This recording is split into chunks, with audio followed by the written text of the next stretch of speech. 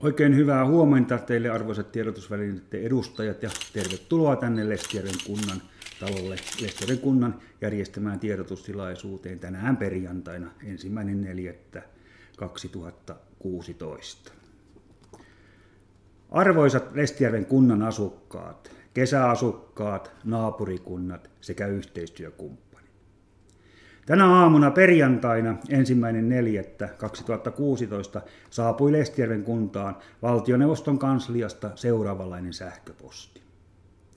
Lestijärven kunta, Lestintie 39, 69 440 Lestijärvi.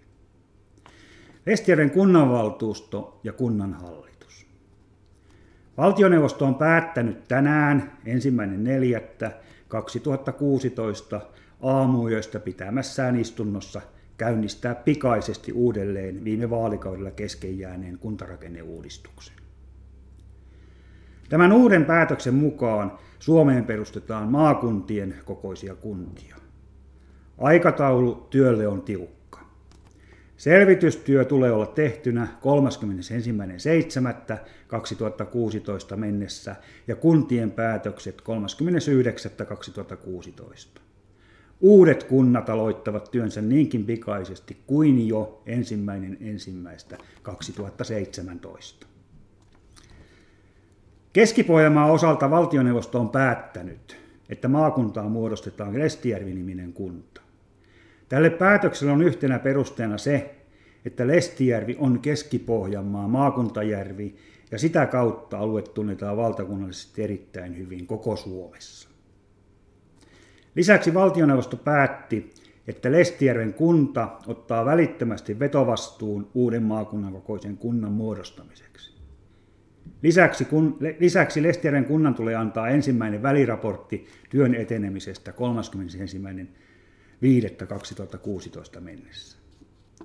Työn helpottamiseksi valtioneuvosto päätti, että uuden kunnan hallinnollinen keskus tulee rakentaa ja sijoittaa Lestijärvelle. Muiden palveluiden, kuten sote-palveluiden osalta, Lestijärven kunnanvaltuusto voi päättää palveluiden hajasijoittamisesta. Toivotamme Lestijärven kunnalle onnea ja menestystä tässä vaativassa työssä. Helsingissä perjantaina 1. huhtikuuta 2016. Valtioneuvosto puolesta pääministeri ja kuntaministeri.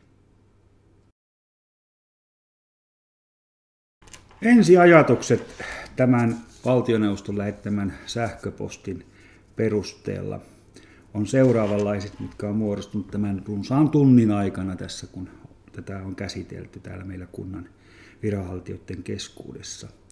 Ensinnäkin tämä on erittäin vahva valtakirja ja luottamuksen osoitus Lestijärven kunnalle ja kunnan hallintohenkilöille. Ja varsinaisesti tämän sähköpostin sisältö on se, että Keski-Pohjanmaalle rakennetaan yksi kunta nimeltään Lestijärvi, eli toisin sanoen nämä kaikki muut naapurikunnat liittyvät Lestijärveen. Kun tuossa yhtäkkiä laskin noita lukuja, nythän meillä Lestijärven kunnan asukasluku on tällä hetkellä 807. Ja kun koko maakunnan asukasluku on 68 991 asukasta, niin tämä tahtoo sanoa sitä, että Lestijärven asukasluku ponnahtaa merkittävästi ylöspäin.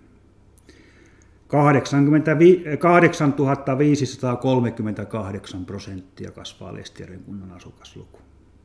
Vastaavasti Lestijärven kunnan pinta-ala on 558 neliökilometriä, kun taas koko maakunnan pinta-ala on 6462 neliökilometriä. Eli kunnan pinta-ala kasvaa 1158%. Ja sanoisinpa, että meidän veroprosentissakaan ei ole mitään häpeämistä. Se on tällä hetkellä 21%. Ja saattaa olla, että naapurikunnissa on jonkin verran korkeita prosentteja ja on aikomuksia nostaa sitä vielä entisestään.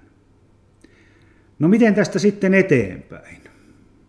Tänään iltapäivällä kello 13 kokoontuu meillä johtoryhmä käsittelemään asiaa. Ja olemme kutsuneet jo alustavasti myös kunnanhallituksen kokoon täksi illaksi käsittelemään tämän sähköpostin sisältöä. Ensi viikolla torstaina on nähtävästi Lestijärven kunnanvaltuuston iltakoulu, jossa käsitellään ja luodaan ne raamit ja suunnitelmat ja toimikunnat, joilla tätä asiaa lähdetään viemään eteenpäin. Ihan tähän lopuksi haluan todeta vielä sen, että